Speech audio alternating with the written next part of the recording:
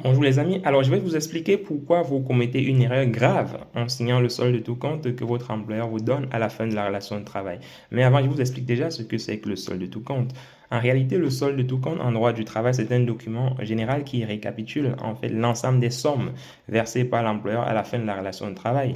Ça peut être l'indemnité de licenciement, ça peut être les indemnités de congé, compensatrices de congés payés, ça peut être le salaire du salarié, ça peut être des heures supplémentaires. Bref, c'est un document récapitulatif qui regroupe l'ensemble des sommes versées par l'employeur à son salarié à l'issue de la relation de travail. Alors, pourquoi il n'est pas important, pourquoi il n'est pas conseillé de signer le solde de tout compte? Tout simplement parce qu'en signant le solde de tout compte à la fin de la relation de travail, le salarié, n'est-ce pas, réalise en fait la signature de ce solde de tout compte produit un effet libératoire vis-à-vis de l'employeur. Cela signifie que vous ne pouvez plus contester les sommes qui y sont inscrites, n'est-ce pas, devant le conseil de prud'homme. Ça, c'est la première raison. La deuxième raison, c'est que voilà, ça limite en fait le délai de contestation du salarié.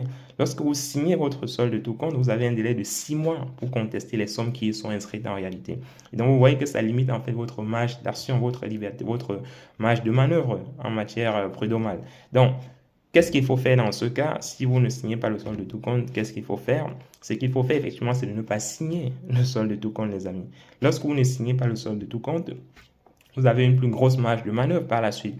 Si par exemple les sommes qui y sont inscrites ne vous conviennent pas, vous avez la possibilité de saisir le conseil de prud'homme et en fonction de la nature de la créance que vous demandez à votre employeur, les délais peuvent être plus ou moins longs. Si par exemple vous demandez un rappel de salaire, vous avez un délai de 3 ans pour vous demander ce rappel de salaire-là. Si les sommes que vous demandez sont liées, n'est-ce pas, à l'exécution du contrat de travail, le délai est de 2 ans.